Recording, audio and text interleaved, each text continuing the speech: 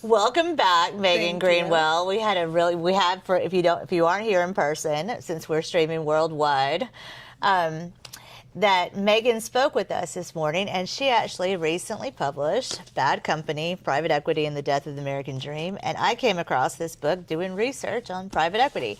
And I'm fascinated by your writing style anyway, but I would love to know a lot.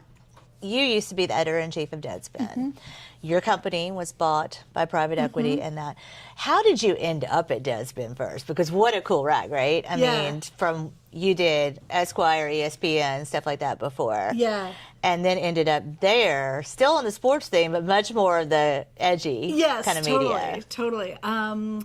Working at Deadspin was always my dream job. I just thought I loved the way they sort of fused sports with other stuff. I've always been obsessed with sports, but I never wanted to be a sports journalist because frankly a lot of it's boring. Like, I did not want to be a beat writer going into team locker rooms. It just sounded so sort of formulaic to me. But Deadspin, when I went there in 2018, was kind of the one place like doing all of this weird stuff, unafraid to call bullshit, when necessary, and doing sports, but sports with culture, with politics, with business, all this stuff.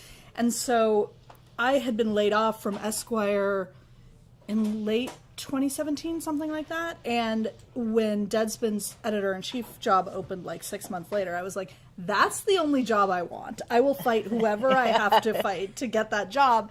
And so when I got it, I was sort of like, great, I'll just stay there forever. I was really, really happy.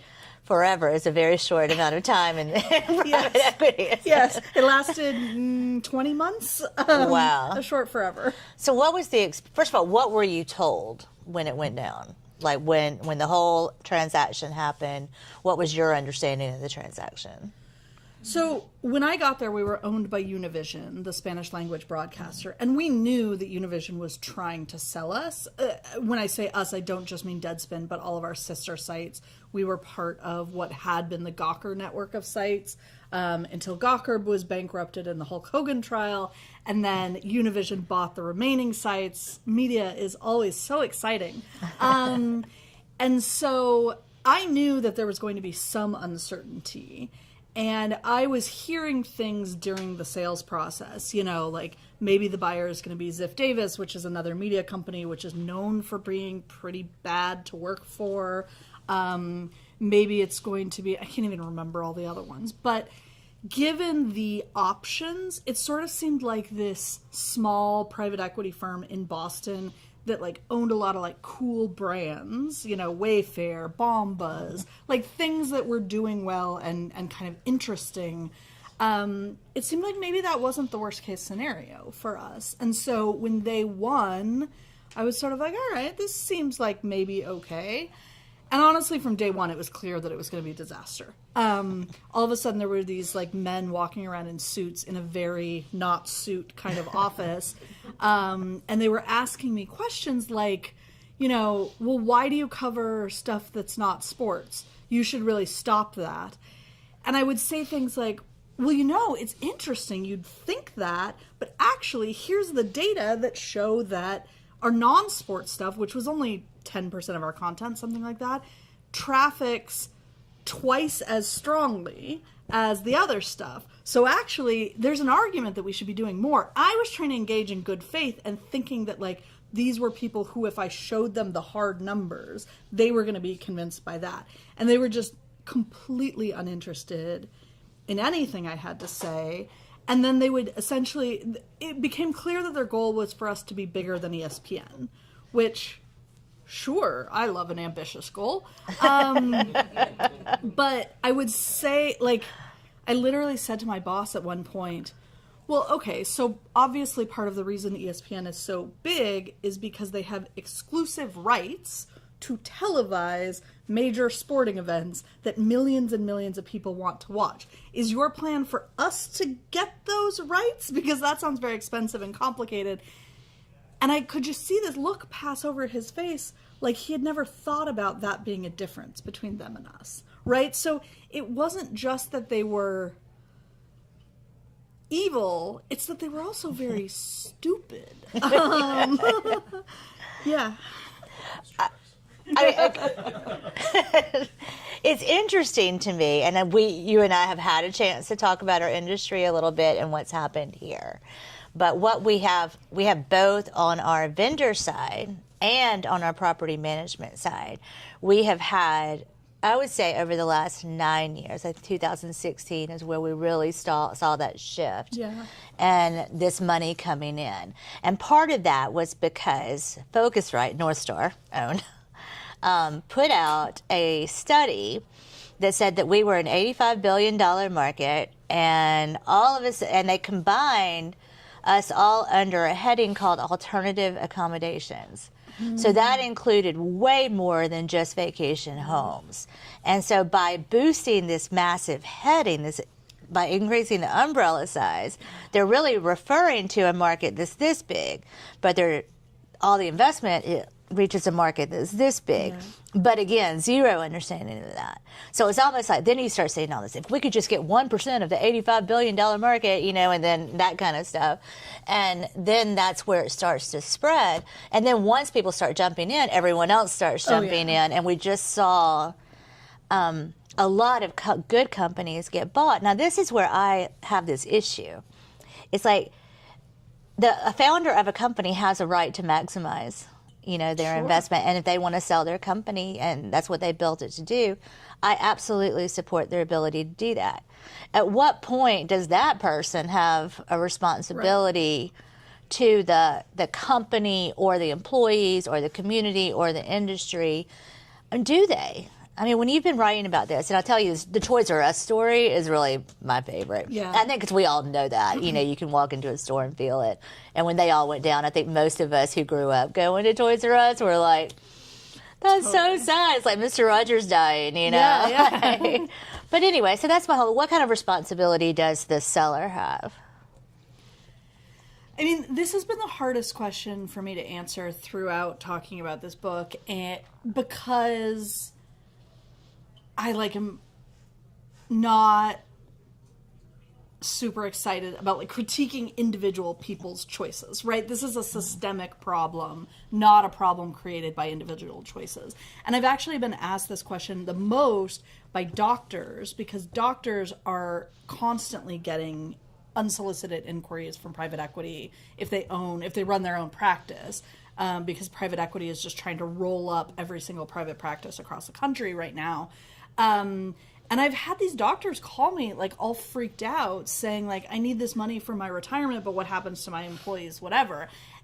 And so I've felt like all I can do is sort of lay out the information, right? So I don't blame anybody who wants to take a big payout to put their kids through college or, fund their retirement or whatever. I don't feel in a position to do that.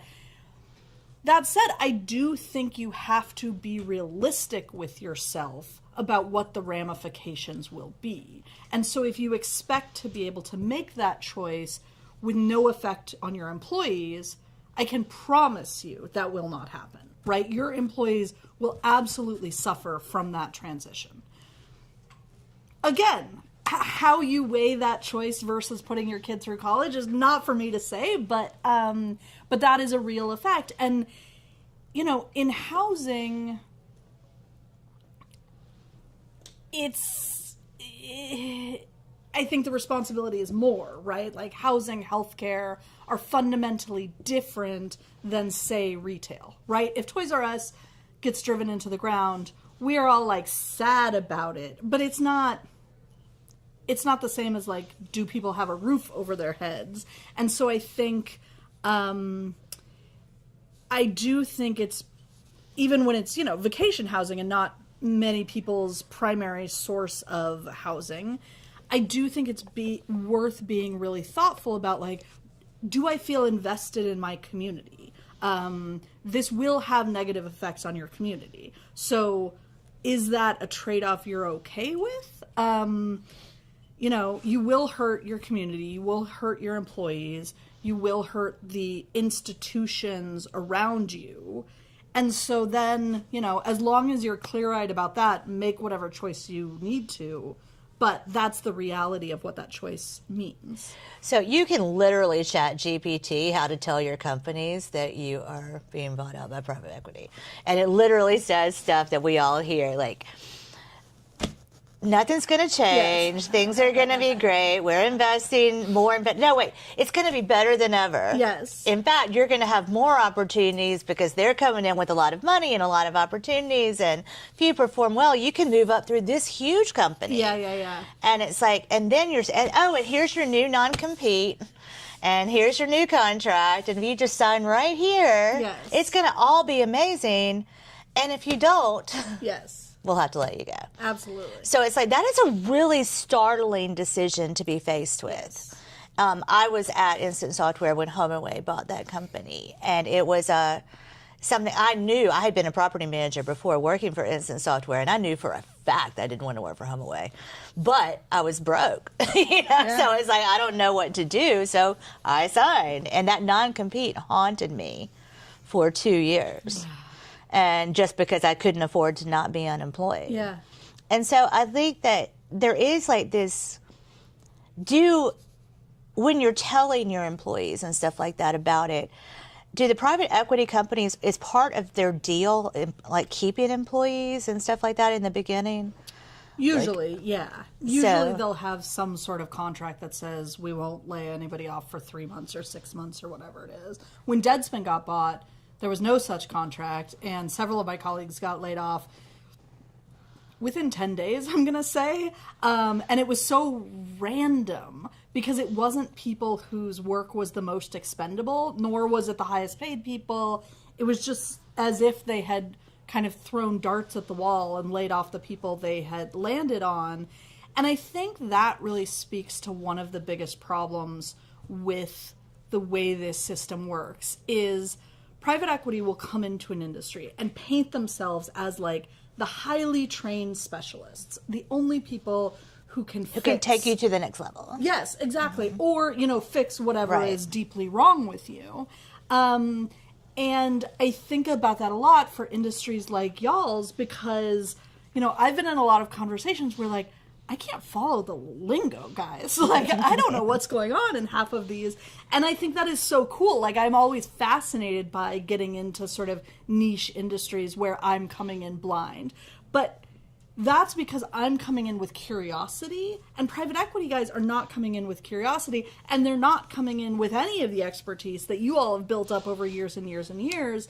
What they're coming in with is an expertise in finance, in their own finance, right? So they're coming in to say, here is the opportunity for us to extract profits out of this, not here's the opportunity to build this business, because they don't actually have to build the business to profit from it, right? They have all sorts of ways that they can essentially extract money without making the company more successful at all. And so that's what I think is really dangerous, is that when they come into a specialty market and they say, oh, yes, you've been doing such a nice job, I'm going to keep you around, but I can do so much better for you.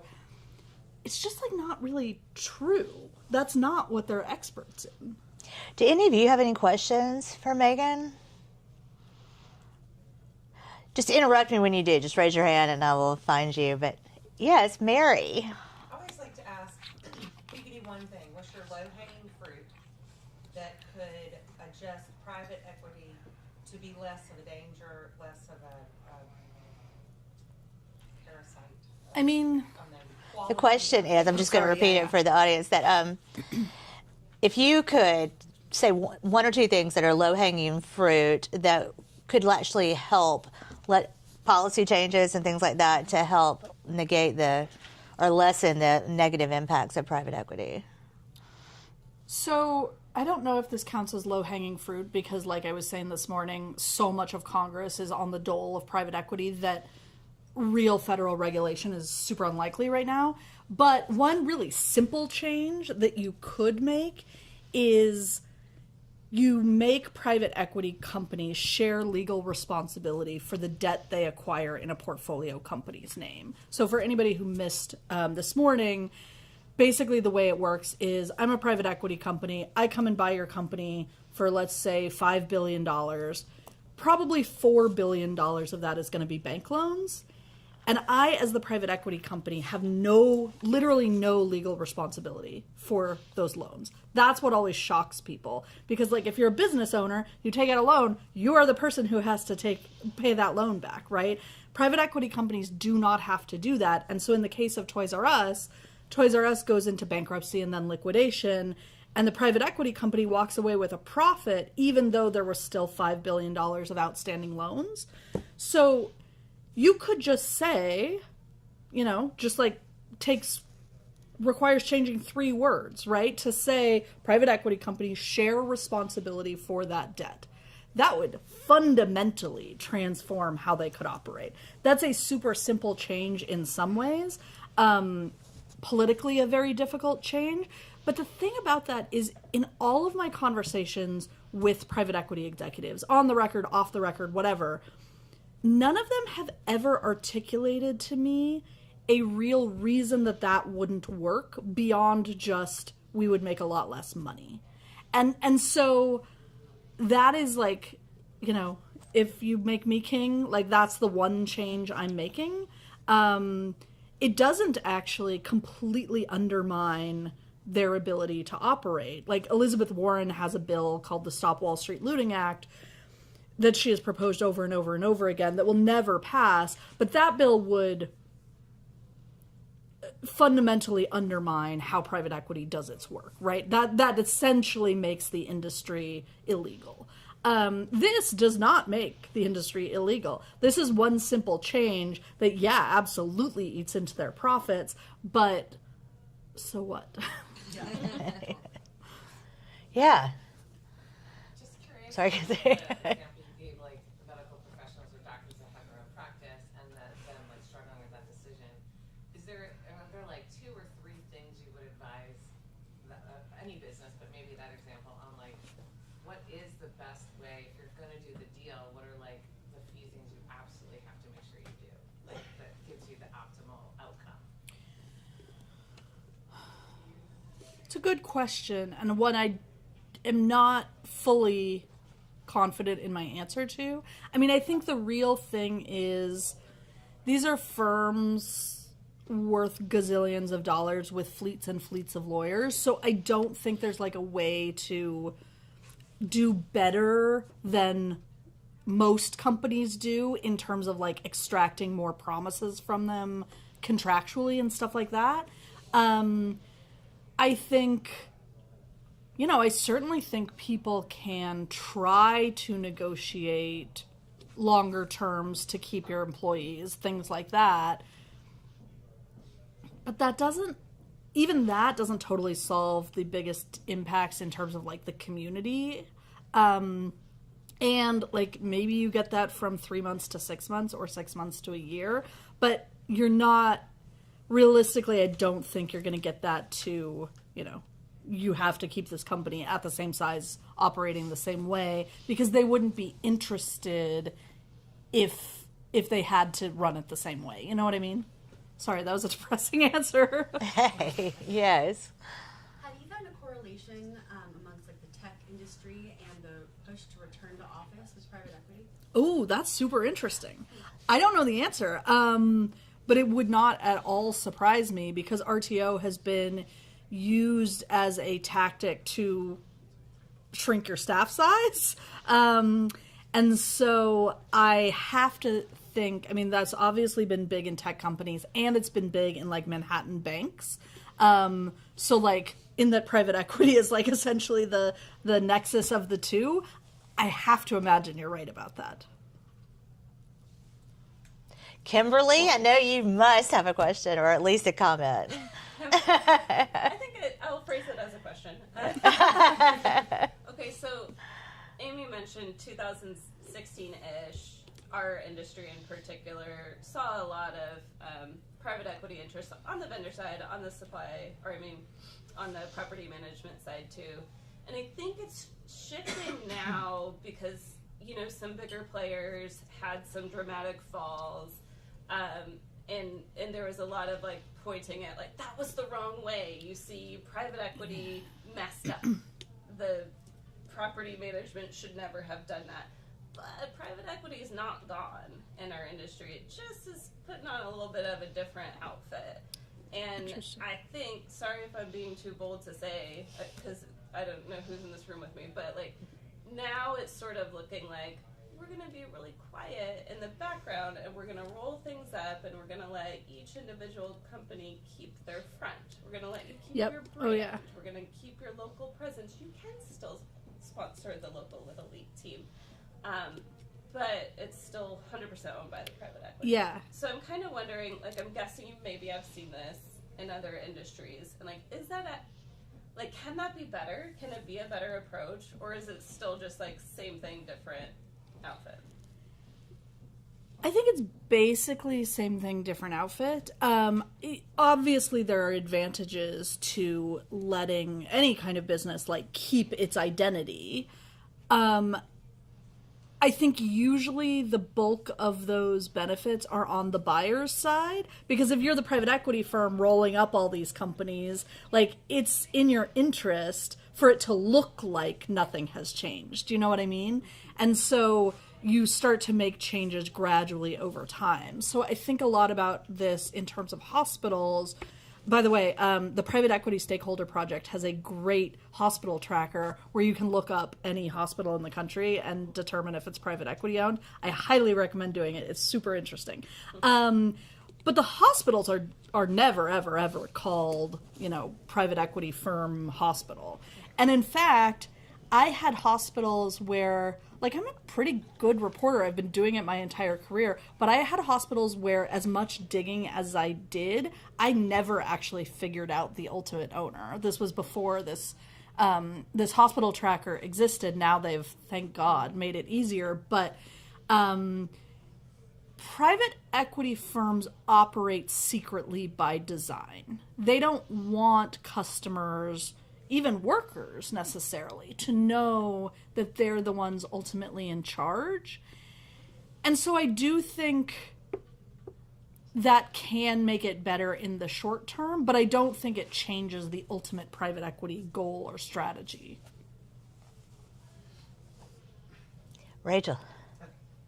So, I mean, I feel like we're all kind of, like, a lot of these comments, which is what I'm about to do too, but we're, like, trying to, find the positive. I don't feel like I'm a Pollyanna, but, like, kind of, there's still this part of me that's like, well, maybe the way that this has been set up so far, at least in our industry, which I never knew anything about private equity until much more recently, and I still don't know much, but I only know it from this one lens, right? Like, as a company owner in this specific industry. But to me, it's like I've seen all these different versions that are currently available. My husband and I have talked to, like, all of the private equity people that are talking to people in the industry, like, a million conversations. It's been super interesting, and I feel like we've seen some scenarios where, like, it seems positive because when certain, instances when someone's looking to exit their business, like, this seems like, oh, this could be, not a terrible thing. But from my standpoint, I haven't, like, heard of a way that it feels good to me yet, kind of because of what you said, just because what about my team, and, like, what about my team in 3 to 5 years, what about my team in 8 years, and what about all my homeowners that I've had for 10 years, and what about, and so I'm wondering if you've seen, I feel like we're all, like, desperate, like, but it's like, have you seen in any industry or, like, in any scenario, I feel like I'm always just kind of, we're not, like, eager to exit right now, so I'm like, I have tons of time, like, Sure. I'll just wait until the right scenario, like, maybe there's just another way this gets done, and it won't feel like the parts that I don't like, maybe it'll be better, and I can't think of what it is, because I've never seen it yet, so I don't know what I don't know. So I'm just wondering, do you know what I don't know? Like, are there, like, ways that this goes down? Kind of like what, like you were saying with where you keep the company, like, that's good, right? And you're still, you keep the company name, and the company is still having a positive impact on the community for whatever, like, whatever. And it's like, I don't know, or maybe there's some other versions, because maybe it's like in our industry, it goes the same way over and over because that's what we're all used to, so it just keeps going that way. Maybe there's slightly different ways this goes in other industries, or, like, I don't know if you've seen, I'm just wondering. Yeah.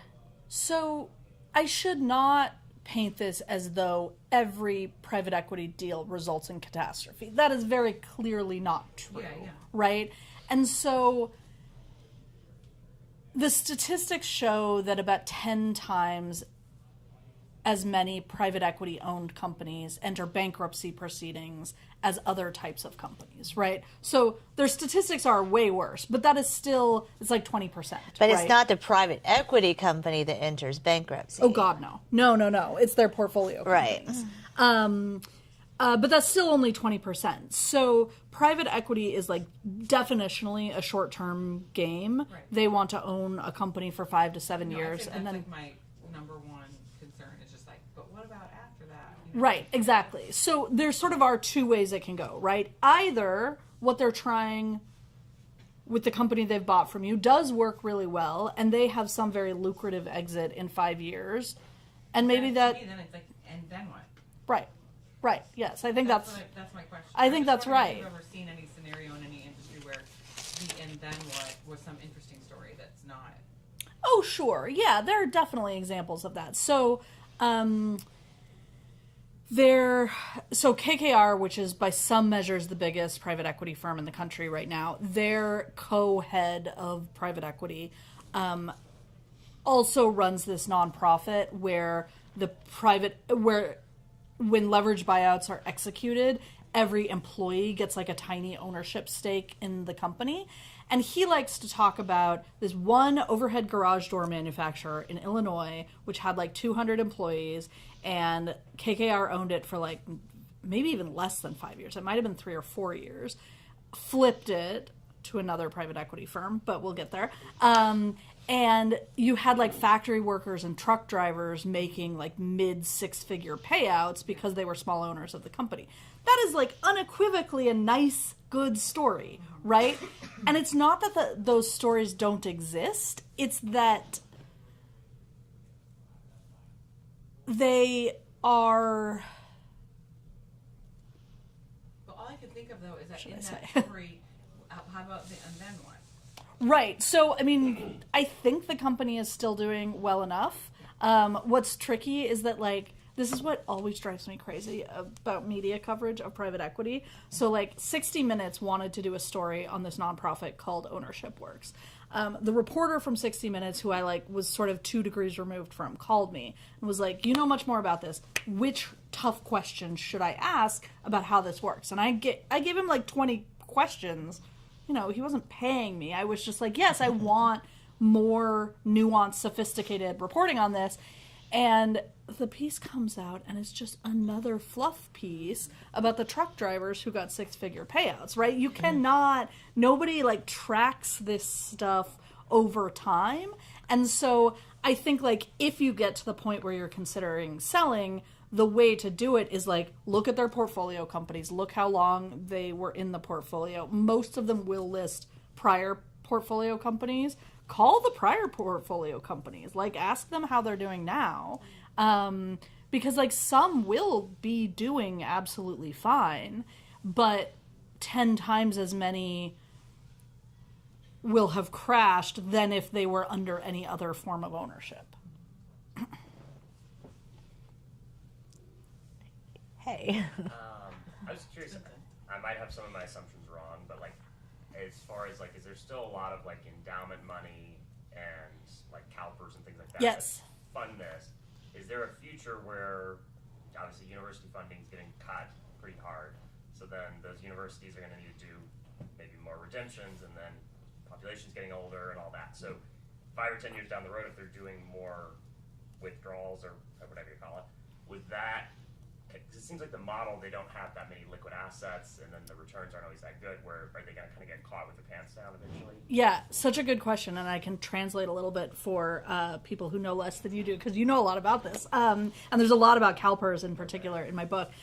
So basically, a lot of the limited partner money in private equity comes from university endowments and public pension funds. CalPERS in California is by far the biggest public pension fund in the country, and basically every public pension fund in the entire country is dramatically underfunded. So a lot of them will go harder and harder and harder into private equity looking to goose their returns. Sometimes it works and sometimes it doesn't. But yes, with the university endowment stuff, there's been a lot of controversy about this recently because all of those universities are so terrified about what happens to their endowments. And what's interesting is they're coming to different conclusions. So Yale made huge news because they said, well, if our endowment is under threat, we can't have as much money tied up in private equity because it is not only that it's not liquid, it's that you don't get any vote in it, basically, right? It just like goes into a black hole until you either get returns or you don't.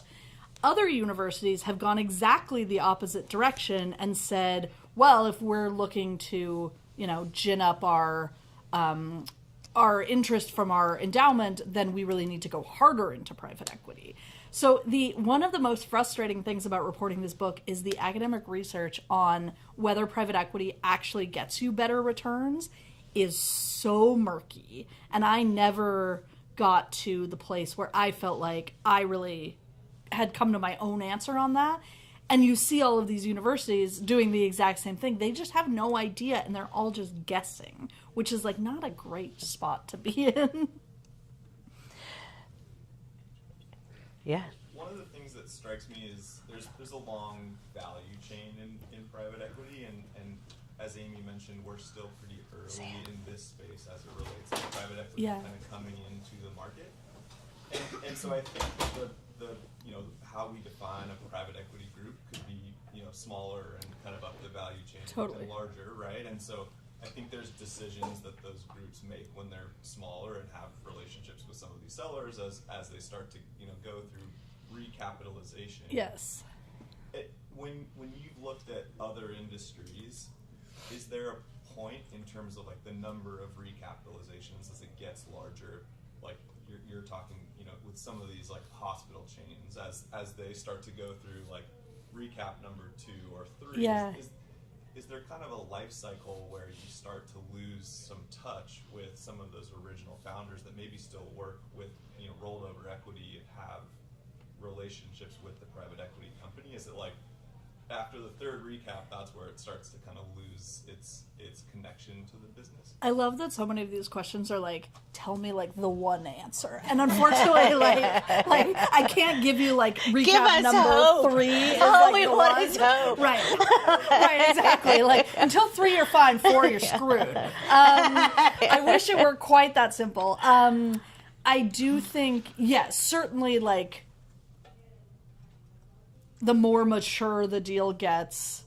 I mean, private equity doesn't want individual deals to be mature at all, right? So if it's going really well, they'll sell it in fewer years.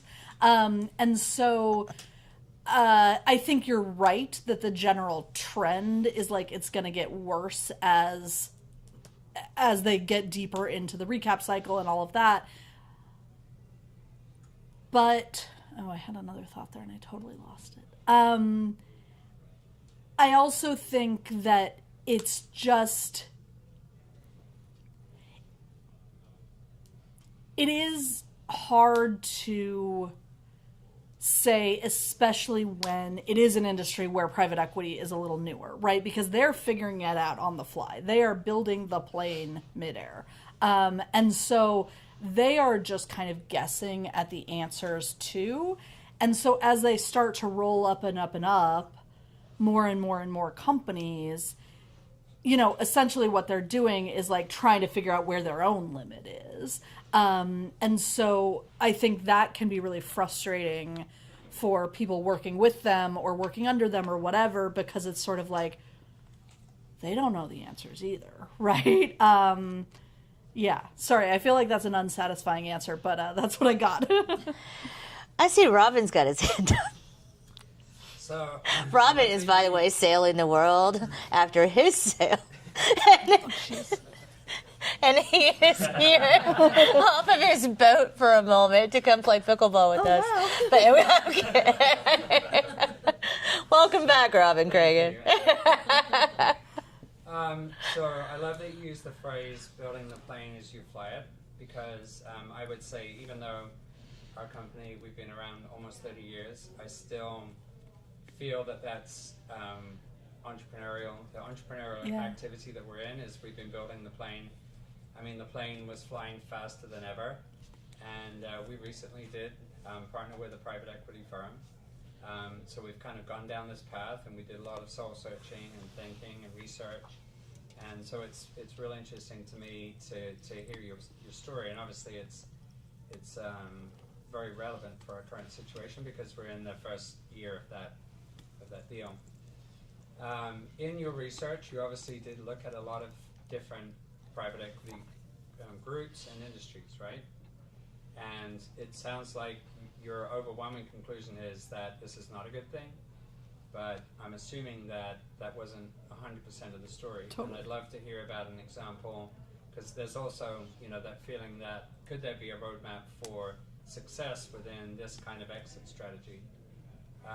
What were examples of companies where it has worked for the investors, for the partners, for the employees? And what are the indicators that take you in the direction of success? Yeah, it's a good question. It's interesting. Private equity has, probably a decade ago, they went deep into fast food. And so it feels like a lot of the examples they most love right now are from fast food about, success for everybody involved. Excuse me. And so, I always blank on which ones. What's the sandwich chain? It's not Jimmy John's. Jersey Mike's. They love bragging about Jersey Mike's. They love bragging about Dunkin' Donuts, which is doing well right now. They love bragging about Kava on the more fast casual side. I haven't gone deep enough into those. I have no real reason to doubt that they are correct, that those companies are doing well. What I don't know, and I would love to learn more about this, is there something about that fast food, fast casual model that makes private equity work better there than it does in some other industries? In general, I think the private equity deals that work out the best tend to be the ones where the private equity firm is pretty small and the company is pretty small. I think the biggest danger is when you're talking to KKR or Blackstone or Bain Capital or Cerberus, my favorite name, named after the three-headed dog guarding Hades, which is just a bold thing to name your company. At least it's honest. Those companies just have rapacious appetites, right? So if they buy your company, you can guarantee that the goal is to buy 1,000 others and make it one mega company. And that tends to be when those deals work out the worst.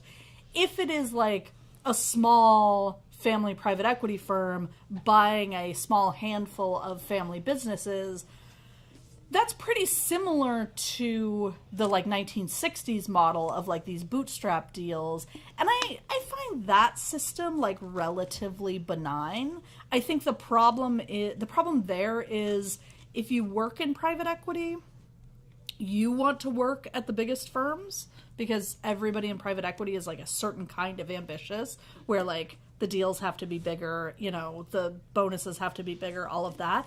And so my experience and my understanding is that with the smaller firms, you tend to end up with more idiots because they're just not kind of the cream of the crop. Whereas in other industries, plenty of brilliant people just want to run a small business without turning it into a world-dominating business, right? Private equity is not like that. So if it's a small firm, if you find the people smart, and if it doesn't seem like their goal is to devour everything, that may very well be a fairly benign deal.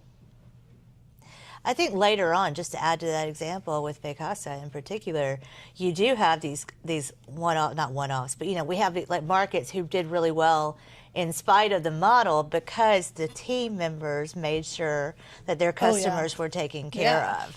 And I think as long as you have those people who make it run there, that your customers and your community can be taken care of in spite of the push to cut there. And that can be one advantage of the private equity firm probably not being based anywhere near your community. Right. If you can keep things running without too much intrusion from them, best case scenario. I do sometimes wonder, Deadspin was headquartered in Manhattan. And the private equity firm that bought us was technically based in Boston, but like had a big New York office. And I wonder, like, had we been based in Denver, like, would it have gone better for us because they just couldn't have micromanaged as much? It's possible. I'm sorry. Well, real quick, you go first. So one thing I haven't heard you say, like a word you haven't used, that I think is the underpinning of all of this, and I think a lot of the reputation that private equity has is the usage of debt, right? That's how these companies go bankrupt, right? You don't go bankrupt if you don't have debt. And so especially these larger firms, you talked about Cerberus and KKR, big one in this room, Ares, like they use a lot of debt. That's how they do these deals. When they have these massive companies, a lot of times, like, you're not going to generate a ton of value through like growth or whatever. It's a lot faster to just lever the company up. Yes. Right? I'm interested to hear like what you've seen in your research and coverage of this space with firms that are using less debt or being a lot more conservative with that. Specifically private equity is a really general term. Totally. Right. And there's, I personally have worked with a lot of growth equity firms where they are investing in companies that are significantly smaller, and because the size of the deals are smaller, they don't need to use debt. Yes. And so it frees the company up to do a lot more and to be a lot more flexible, and it eliminates a lot of that risk. So I'm interested to hear from you, like, what you've seen in kind of that other side of the market where like debt is not really as used, and how those firms tend to get involved with the companies that they own, and how those examples turn out. Like, you talked about 10 times more likely to go bankrupt. With big LBOs, I 100% believe that, right? My wife has been through 2 companies that were bought by Carlyle. In both cases, both went bankrupt. Yeah. But I've worked with a lot of private equity firms on the smaller side, particularly growth side, and Totally. I've never seen any case where it was like really that much of an issue. So I'm just curious what you've seen. Yeah. So, I mean, it is a very good distinction to make. When I talk about private equity, and I say this in the book, but should have said this here too, I am primarily talking about leveraged buyouts, right? Growth equity is like often housed under the same firm, but like doing such a different thing that it's impossible to write about all of them at the same time. I absolutely think you're right that the debt ends up being the problem. And I don't know if you were here at the very beginning, but I was talking about the case of Toys R Us, where they took out $5.3 billion in debt. The private equity firm is not responsible for paying back that debt. Only Toys R Us is. And so the like conventional wisdom on how Toys R Us died is that they couldn't compete with Amazon. But like that tidy explanation falls apart under the smallest bit of scrutiny, right? Because there are all sorts of specialty realtors that, there are all sorts of specialty retailers that have continued to thrive in the Amazon era. Had Toys R Us had the money to innovate, had the money to, overhaul their store experience, which was by then feeling very dated, had the money to develop a real e-commerce presence, which they had never done, they could have been in a very different position. They could be a Home Depot, a Sephora, whatever. And it's interesting to me that in retail, so if you go down like the top 50 retailers list in America, not a single one, until 2 months ago, not a single one was owned by private equity, and then Walgreens got purchased. But Is that also going bankrupt? yes, I mean, I was gonna say, not a great example. No. They are like technically the 8th biggest retailer, but like they're in a heap of trouble, and that's the only reason they got bought. So yes, I think the debt is always, always, always the problem. Yeah. I was going to ask, so it seems like a common theme from my perception would be like a lack of long-term strategy because you're prioritizing short-term gains over long-term gains, which of course short-sighted business owner, etc. But are you seeing a correlation also regarding if an owner stays on versus does not stay on, and how that impacts the success of that business after private equity? I don't know if there's good research on this. I would be curious to see if there is. You know, at the biggest types of companies, the private equity firm almost always is going to replace the CEO relatively quickly, maybe not immediately. It was nice knowing you, Scott. No,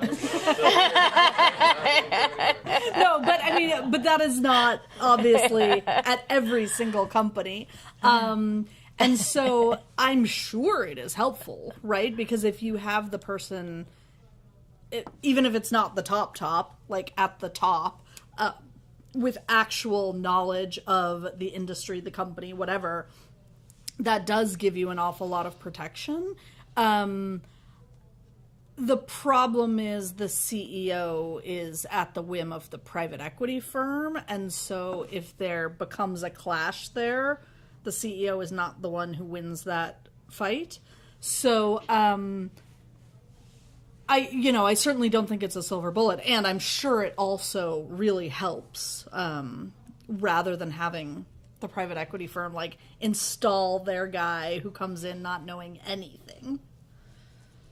I hate to do it because I could do this all day with you. Thank you so much. I know. Just for you guys to know, she is also helping me tomorrow to look at VR Mintel on the new media side. She was also an editor at Wired. She's done a lot with new media and B2B media, so I get to work with her tomorrow as well.